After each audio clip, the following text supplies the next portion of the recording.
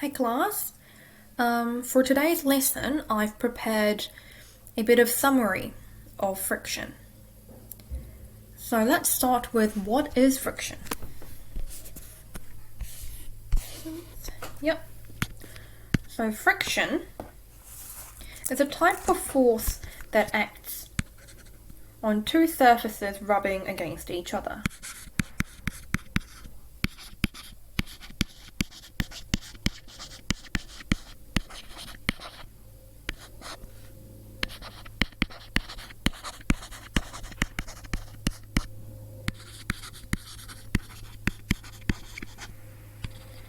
And it acts against motion.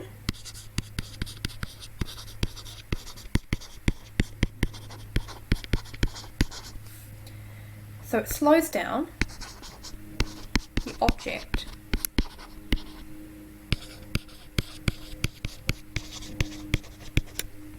and this is a contact force because the surfaces need to be in contact with each other. They need to be rubbing against each other. Okay, so that's summary of what friction is. And then we moved on to, what factors can affect friction. And then we talked about 4 different factors. So the first one was roughness of surface. The second one was speed. Third one was surface area. And lastly, weight or mass. Okay, so let's go through each of the factors. So the first one is simple. If we increase the roughness of surface, that's going to increase friction. Think about, trying to slide a box on a carpet versus a lino floor. It's going to be harder to slide the box on the carpet because it's rough. It's more rough, therefore there's more friction and there's more force opposing the motion. So let's see.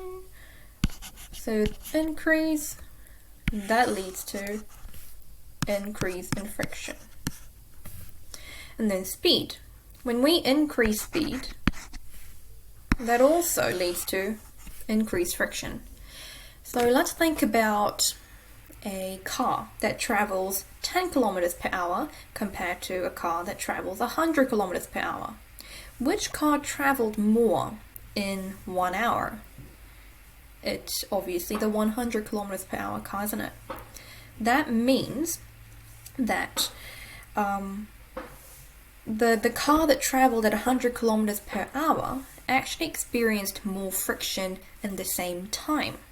So that car, had 100 kilometers worth of friction, whereas the car that traveled at 10 kilometers per hour, it only experienced 10 kilometers worth of friction.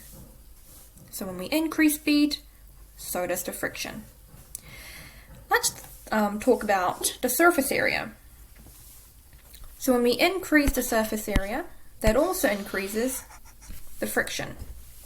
So when you are driving around a steep corner, you'd want your wheels to be wide, big, so there's more traction, right? And that means more friction, which prevents the car from skidding. So when we increase the surface area, the friction increases as well. Now, when we increase the weight, the mass, the friction also increases. And so think about, is it easier to push a box that is 10 kilograms heavy or 100 kilograms? It'd be harder to push the box that is 100 kilograms heavy because, greater mass, greater friction that opposes the direction of motion. So in conclusion, when you increase the weight or the mass of an object, friction also increases. Okay, let's move on to when friction can be helpful?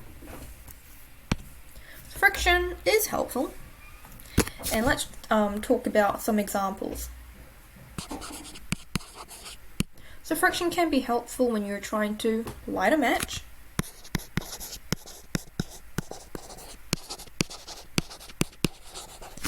It can be helpful when you're trying to walk on the ground.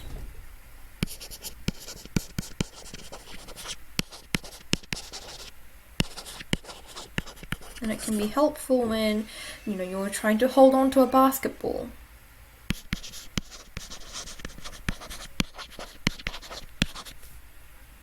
Because there's that grip. Okay. But friction can be unhelpful sometimes. So one example would be when you have friction between the chain and the axle on a bike.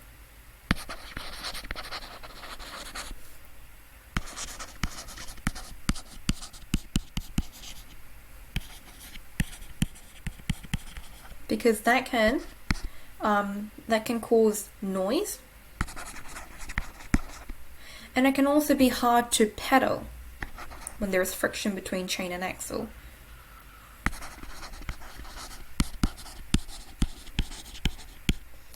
And another example would be when there is friction between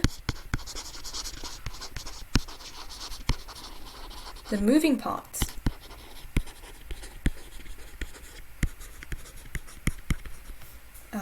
In a car engine.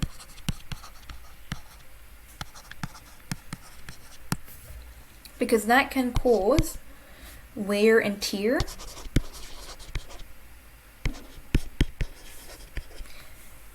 And it can cause heat to be produced. And we don't want that to happen in a car engine.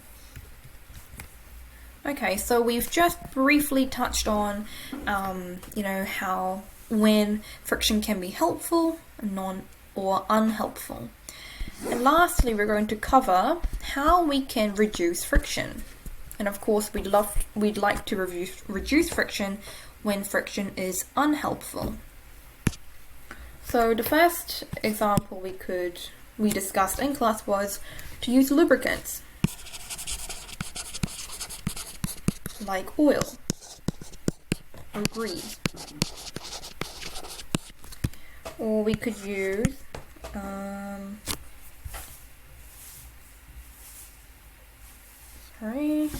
we could use we could polish the surface to make it smooth. We could use air cushion.